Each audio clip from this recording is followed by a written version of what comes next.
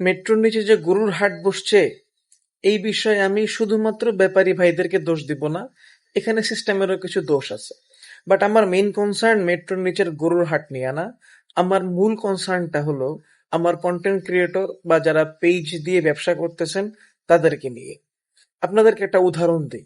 ধরেন এই মেট্রো স্টেশনটা আপনার পেজ, এবং এখানে যে মেট্রো রেলটা আসা যাওয়া করে এটা হলো আপনার কন্টেন্ট, এবং যেই যাত্রীরা আছে তারা আপনার অডিয়েন্স বা আপনার ক্রেতা। এবার একটু চিন্তা করেন, এই মেট্রোতে যেই কয়বার ট্রেন আসে সেই কয়বার যাত্রীরা ওঠে এবং নামে, অর্থাৎ সেখান থেকে মেট্রোর একটা ইনকাম জেনারেট হয়। একটাই মেট্রো স্টেশন, একটাই প্রোডাক্ট, একটাই সার্ভিস, এবং হাজার হাজার হাজার হাজার যাত্রী, তাই না?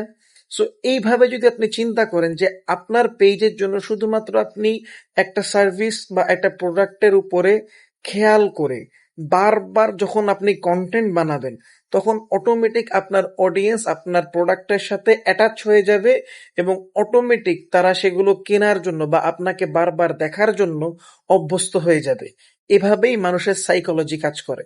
আশা করি আপনারা ব্যাপারটা বুঝতে পারছেন। বাকিটা না বুঝলে কমেন্ট করেন, আরো বিস্তারিত বলে দিব ইনশাআল্লাহ। পেজে ফলো এবং ইউটিউবে সাবস্ক্রাইব করতে ভুলবেন না। ধন্যবাদ।